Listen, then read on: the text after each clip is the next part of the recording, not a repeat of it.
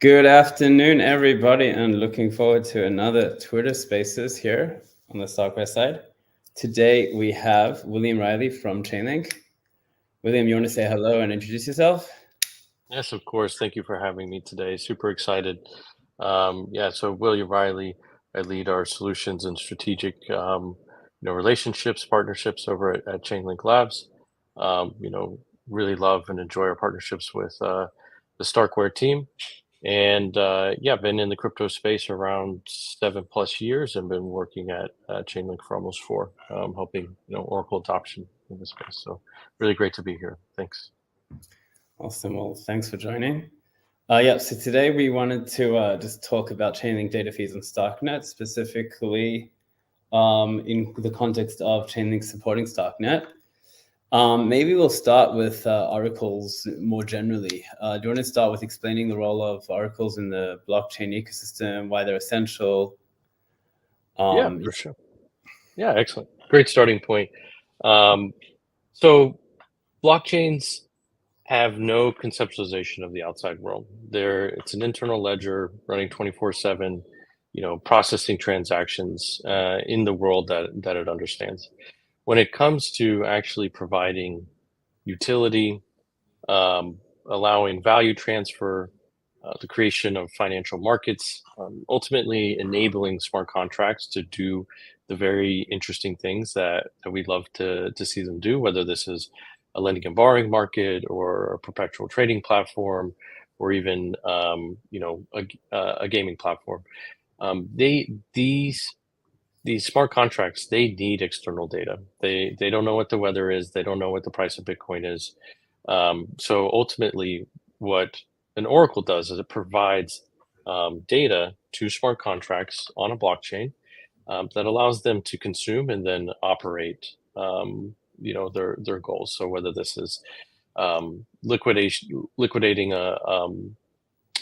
any type of collateral that's being lent and borrowed on chain, or performing a perpetual trade in the market. That's kind of the core feature of oracles. Yeah, so connecting this decentralized abstract blockchain world to the real world. Now, one challenge here is there's this issue of deciding what the actual state in the real world is. So how do you ensure the security and reliability of data as you provide it to blockchain networks? Of course, yeah, this is the hard part, right?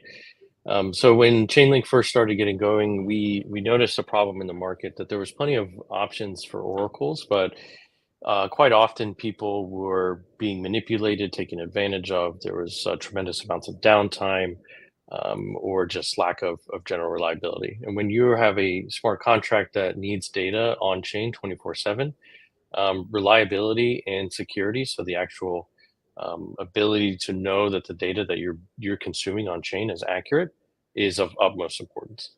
So Chainlink's approach is a decentralized Oracle network approach. We go for a trust minimized approach of data aggregation. So we're not just taking one party's word. We're not using one single node to deliver data to chain, and we're performing a multi-aggregation process, typically in three pathways. So in terms of pricing, what we work with is premium data aggregators that are watching both centralized and decentralized markets at any given time.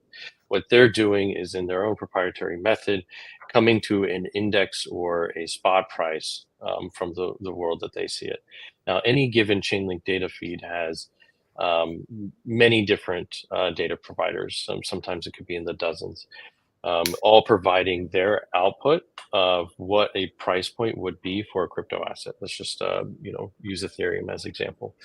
So what we do at the data aggregation level is, first they're looking at the exchanges. They're coming to their price point. Then at the node operation level, or the decentralized Oracle network, which we call DONS for short, each one of these nodes has a subset of the data providers feeding data into them. And what they're doing at the node operator level is producing a median. Once the median is produced at the node level, there's a consensus mechanism that's done at the Chainlink protocol level. This is medianizing all the data that's coming through the nodes and then delivers the data point to the chain. this type of aggregation and methodology, it really inhibits any type of market manipulation of the actual data point that's being delivered to chain. And this also allows for extreme reliability. We have a minimum of 16 nodes, typically per DON, aggregating answers at any given time. We require a supermajority of responses. And this has allowed Chainlink to deliver data to blockchains in a highly secure and reliable way for over 4 years, even in periods of extreme volatility or crazy market events. Great. Yes, so something like a median, it really helps with anomalies. If somebody has an extremely mispriced asset, it's not going to pull everything if you're doing an average.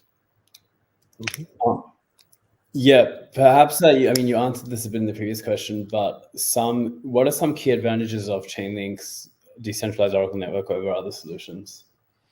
Yeah, of course. Decentralization is the core vision for Chainlink. Being a part of the decentralized ethos from day one has always been, what we've been about. With that comes additional levels of security and reliability. Well, we're seeing others in the market, they're able to move fast. However, they typically, from our perspective, cut corners on security, reliability. They have lots of downtime issues. And then they're also, incorporating data sets from folks that may be financially incentivized to manipulate the markets that they're providing data to. So at Chainlink, we provide a gold standard of decentralization and security and reliability. We're the most used Oracle network across all of DeFi. I think we're powering somewhere in the neighborhood of 60% of DeFi at any given moment, and we've enabled trillions of dollars of value in of transactional volume to flow through the Oracle networks. And at any given moment, we're securing tens of billions of dollars in the market. I mean, if you look at all the other competitors put together, ultimately, they would maybe roughly equate to the amount of value that Chainlink is securing at any given time. Very, very impressive and nice. And let's transition a bit. We've talked about Chainlink at a higher level and oracles more generally. Let's talk specifically about the Starknet integration. And perhaps we can start with like how the integration of Chainlink price feeds can help benefit DeFi apps that exist in Starknet today. Yeah, perfect. So one of the main benefits is as chains, start to come to life, they need adoption from developers. Chainlink's user interface is the same across all deployments that we've had. So your standard Ethereum developer is going to be able to pick up the interactions with Chainlink services on Starknet very swiftly and easily. And one of the main benefits that they get is not only they get access to maybe a pricing oracle, but they also get access to things such as automation, cross-chain services. There's a whole bunch of Chainlink products that these developers get to engage with. And ultimately, once you start having things like price feeds delivered to a chain, you're able to start spinning up these financial markets, whether these are money markets or lending and borrowing markets or perpetual trading markets. Great. So maybe just a practical question.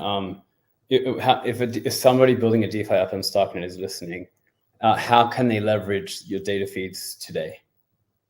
Yeah, so if you're looking to start developing today, you can either go to data.chain.link or docs.chain.link, and you'll have a full walkthrough of how to use and integrate Chainlink price feeds.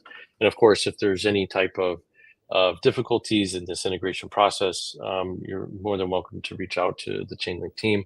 There's intake and contact to the team forums located on these pages that I've referred to. And yeah, you're able to start integrating today. The feeds are live and running as we speak. Great. And also people can reach out to us if they can't get through the Chainlink, and we can make the connection too. I'm just thinking Ethereum has very high gas fees, especially during periods of high volatility. How do you think that Chainlink's capabilities can complement Starknet's fast transactions and low fees? Yeah, of course. So in these periods of volatility, things often get difficult to use, which means chains like Starknet with their fast transaction and low fees are able to handle and maintain this type of volatility, and ultimately Chainlink being available 24/7. It just really makes it easier for Chainlink to deliver these services to Starknet overall. We actually deploy quite a lot of effort to maintain our products on an ecosystem like Ethereum. So ultimately, Starknet's ability to have this type of architecture allows Chainlink to just be even more readily available and usable on demand. Yeah, it makes sense. Okay, great. Yeah, and I also think I was looking today since blobs came, transaction fees here are like, I mean, sub cent is extreme, like it's sub a tenth of a cent even. So you can get really creative here with even having the Oracle pricing updated as a separate transaction to the to the actual DeFi trade. Do some really cool stuff that maybe not be feasible in higher gas contexts.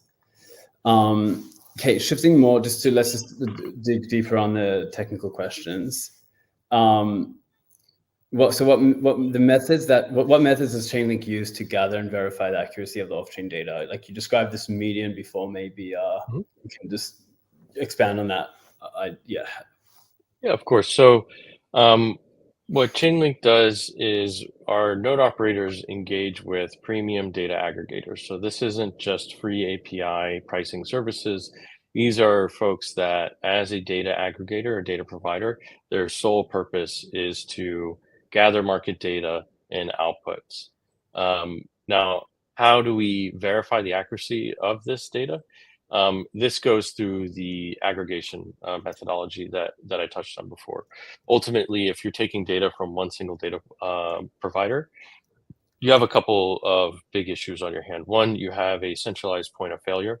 So if this data provider ever had a pause in their ability to deliver data as an output, this would subsequently impact everybody downstream. The other one is reliability. If you're only taking one source of truth for your data, you're ultimately susceptible for that entity or persons manipulating the output of the data for their benefit, whatever benefit they may have for the outcome downstream on chain. What we do is we work with many different providers from all over the world, and including our node operators. And this disallows you would have to have some very extreme level of collusion across the entire world to have a false output. So due to the decentralization, due to the methodologies of aggregation, this is how we're able to gather, price, and verify the accuracy of the data, ultimately through an off-chain consensus mechanism. Great. And then you also avoid the issue of having a single point of failure. Yeah, of course. And maybe that also answers like, how do you handle scalability and ensuring timely data? Like if let's go through a scenario, like if a node doesn't provide the data, what are the protection mechanisms to ensure the data is still delivered? Yeah, for sure. So for like a maybe one or two nodes not being able to provide data, all of our decentralized Oracle networks, there's one created per price feed, for example. So there's a Dawn powering what's the price of Bitcoin right now. There's a separate Dawn powering what's the price of Ethereum, and so on and so forth. So if there was ever an issue with a Dawn or a node of one Dawn, it wouldn't have a rippling impact across the entire services that we provide. Now, in terms of looking at just one Dawn, if a node or two does not report, this is, which does happen from time to time, this has no impact on our ability to deliver pricing to chain, because we do have so many nodes in the Oracle network. And they're enterprise level. So we're talking about like folks of like T Systems of Deutschcom, We've got LexisNexis. We've got Alpha Node, Stakefish, some very prominent Alchemy, some very prominent, well-known enterprise level dev operations running these node systems, and they're all over the world. So if there was some type of world event or weather event that caused an outage for a node provider, the Oracle network is still providing data without fail. And of our course of 4 years of being over 4 years of being live, we've never experienced any type of downtime when it comes to our price feeds. That's fantastic. I mean, can you talk historically about like March 2020, 50% drop in one day? Any anecdotes on like what happened to just all? Yeah, but I mean, ultimately, it's a really good stress test on an infrastructure provider. You're seeing lots of activity on chain, even though the markets are going down. So block space is being congested. People are fighting to get in, and of course, having Chainlink's data point for pricing available in these moments is ultimately when they're needed the most. So we have natural, what we call gas bumping and abilities, but ultimately we have the ability to dynamically shift our ability to get into a block space, such that we're never booted out when we go to write to chain. So when pricing is collapsing like this, and everybody's rushing to their lending markets, maybe trying to control their health or control a liquidation event, or maybe get out of a market and sideline themselves, us at Chainlink, we're able to just deliver as we have, whether it's a steady market or a highly volatile market like this day was. Very, very impressive. I'm sure gas fees would also be insanely high. Yeah. So you mentioned reputation systems, like some of these nodes are doxed as tier 1 infrastructure providers globally. What's the consensus algorithm that's used to maintain data integrity amongst the nodes? Yeah, so right now we have, and Chainlink has gone through many iterations of its consensus mechanism. Some years back, we used something called a Flux Monitor. This was a direct on-chain aggregation. It was extremely gas intensive. Since then, we've been able to increase in decentralization and while decreasing gas costs through a new type of consensus algorithm called off-chain reporting, or what we call OCR. It's some really high level cryptography. It's a bit over my head. We've got some really fantastic cryptographic researchers and scientists that have put it together. But ultimately, on the consensus algorithm level, that's what's powering the Chainlink decentralized Oracle networks today. When it comes to a reputation system, we're constantly evaluating and working with node operators on uptime, responsiveness. Ultimately, there's kind of like a health scoring that goes on in that, and we're on a daily basis engaging our node operator community to ensure that they have everything they need, and all the support they need from us to be as responsive as possible. Lastly, it's only in its, I would say, in its infancy, but we have introduced staking and slashing as an improved security and consensus mechanism into some of our feeds on the Ethereum network, and we do have plans to expand this out to all chains in the future. Oh, so the slashing would happen on Ethereum, like it wouldn't happen on your own decentralized network of chain? Yeah, so it would be on a chain by chain basis, and it would be value secured directly to that chain. Okay, very, very interesting. Can you share rough timelines, or it's still early to tell? Oh yeah, it's still a bit too early to tell. Wish I could to give a little bit more off it today. Unfortunately, can't. I wanted to also ask. A lot of times, people talk about pull models versus push models with oracles. I think you've described it, but just for the sake of the more novice listener here, do you want to just describe the two differences there between Oracle models and where Chainlink sits on that spectrum? Yeah, certainly. So there is actually, to your point, there are two distinct Oracle models, and also to just be clear, Chainlink does provide both models. What I've been describing throughout our discussion today is the historic Chainlink mechanism of delivering data to chain, which is a push Oracle methodology. This is where data is getting written to chain based upon deviation thresholds or timed updates.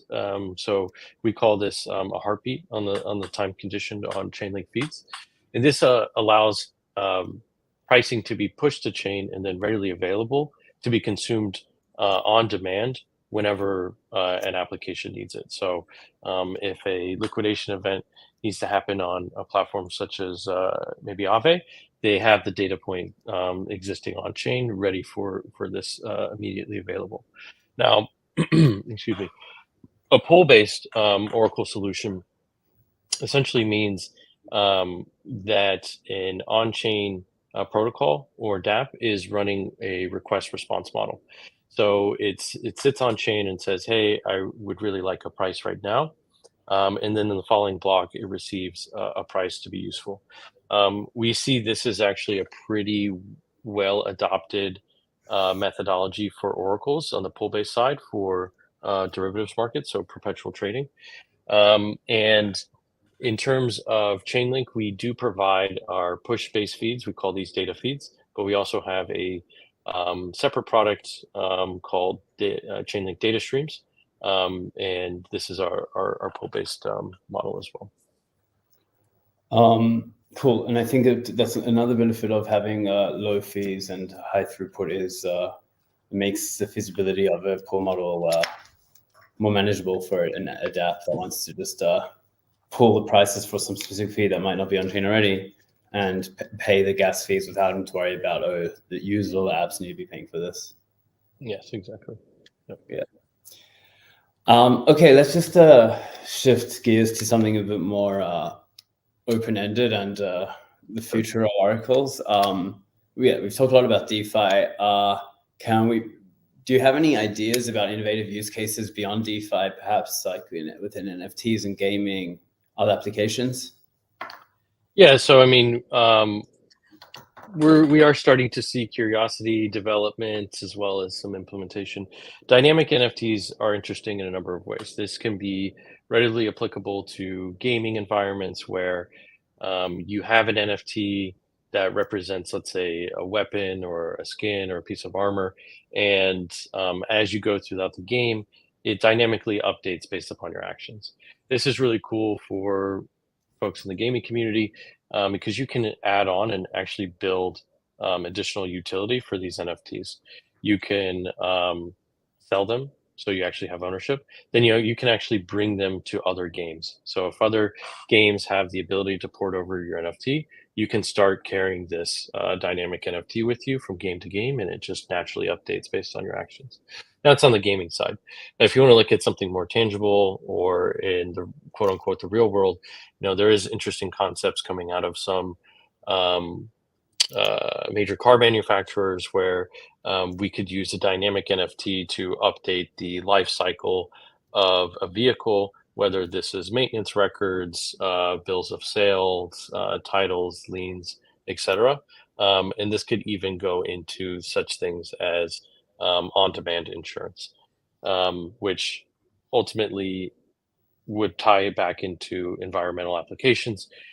We are starting to see things like oracles being used for insurance payments done on a blockchain, where we have maybe an IoT device recording the amount of rain that's happening in a certain area, and some farmers in Africa who typically don't have banking services would be allowed to complete an insurance transaction or payment based upon the amount of rain that was be captured. So all of this to say, to go back to the very original point here, blockchains can do really, really cool and exciting things But if they don't have data from the exterior world, like how much it rained in a certain part of the world, they won't be able to do that.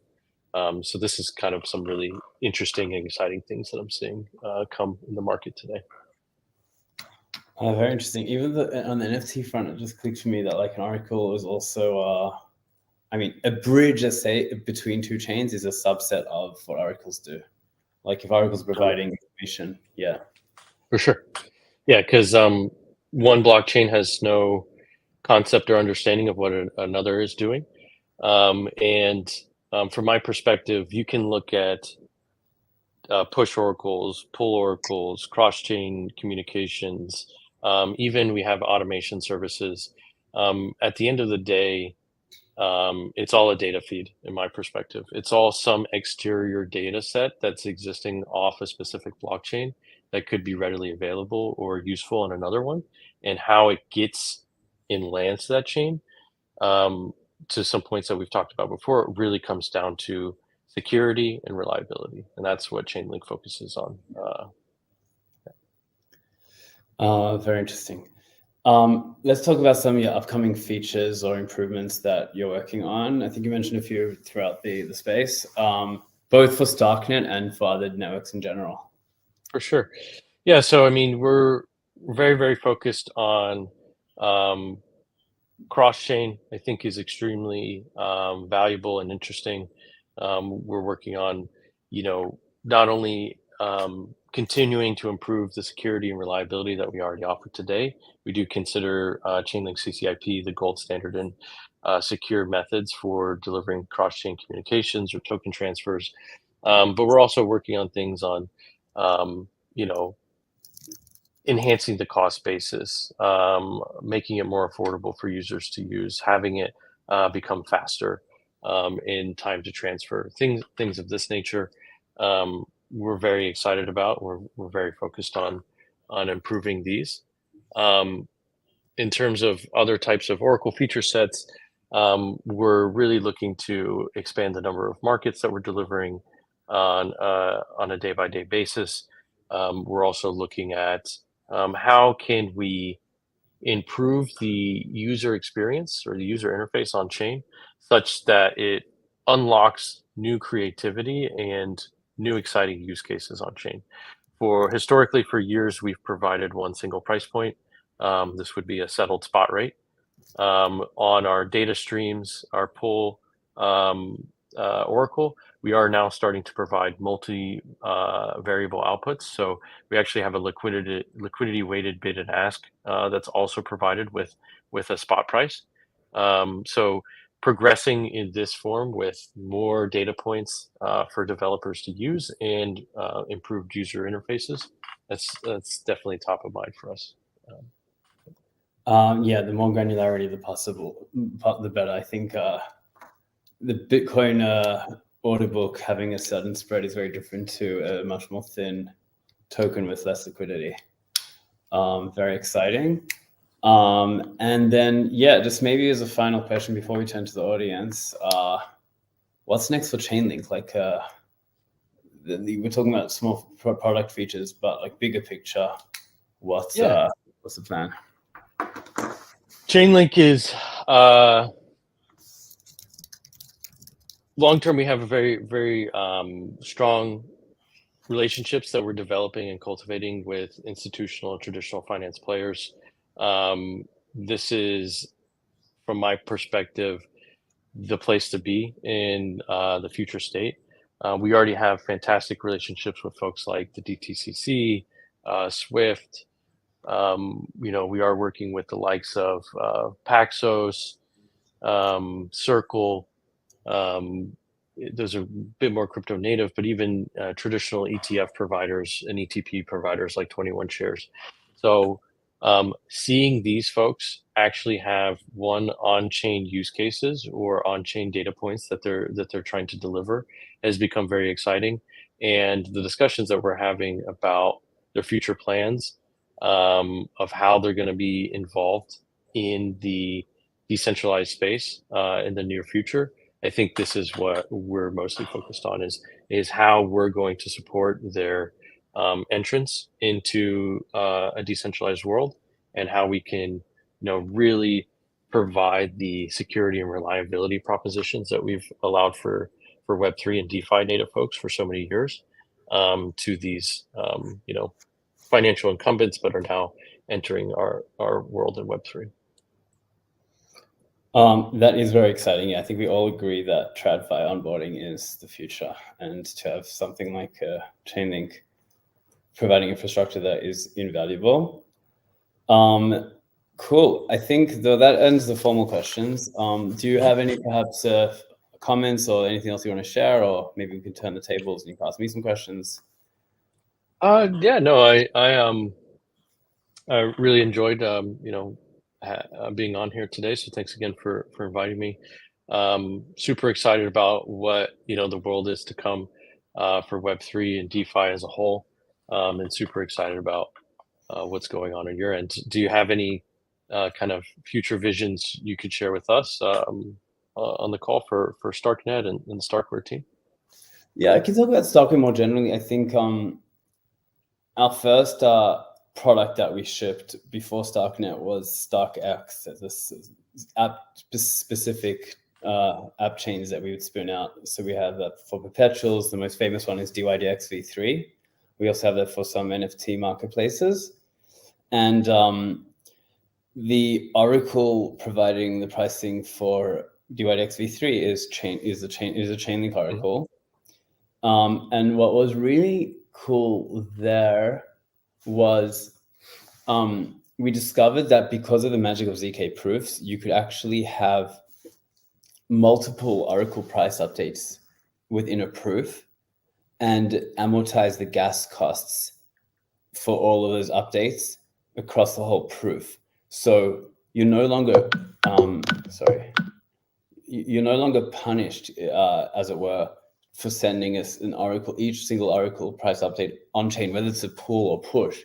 You have this architecture now where you send multiple price updates in one proof. That proof is then what's sent on chain. And because you're anyways verifying a proof, which is roughly, effectively speaking, a constant gas price for verification, you actually have this benefit of, yes, let's send as many price updates as possible within this proof. That was a really nice benefit we saw of the architecture originally with StarkX. Now that we've pivoted to, well, not pivoted, but added onto the Starknet, like the public decentralized network, there's a lot going on in the DeFi space, a bunch of AMMs, also some perpetuals, dexes, and also in the Starkware front, we're also very watching closely the perpetuals. And we hope to see teams using very solid and reliable oracles like Chainlink to get those perpetuals dexes running smoothly. There's some non-trivial challenges, like ignoring even the decentralization component. Like let's say there's this a meme coin trading with low liquidity on Solana, and you want to go and trade a perpetuals of that coin on Starknet. What is the actual source of truth of what is the price that this asset is trading at? And as maybe it gets added to other exchanges or other blockchains, how do you then go and update that pricing? Interesting challenges that we have, and I'm sure you deal with them daily as an Oracle provider. So we're looking forward to sort of integrations with oracles and teams building derivatives platforms that use those sort of Oracle solutions to answer those challenging problems. Yeah. Beautiful. Yeah, exciting stuff. Great. If people listening in have any questions, feel free to write it in the chat, either on Telegram, on Twitter, or on YouTube. Maybe we'll give it 30 seconds for that before we wrap it up. Sure. Another nice thing that I saw with the Chainlink integration is Starknet, as is infamously known, is not EVM. So it was not a trivial integration. I don't know if you can speak about that whole journey. Yeah, for sure. Yeah, definitely. Chainlink is expanding itself beyond EVM families of chains. Starknet obviously being one of the first. You guys have the Cairo language as well, So this was a unique aspect to learn how to utilize the Cairo language within our integration and have everything flow smoothly. Definitely was a learning experience, but we're very very happy that we went down this journey together.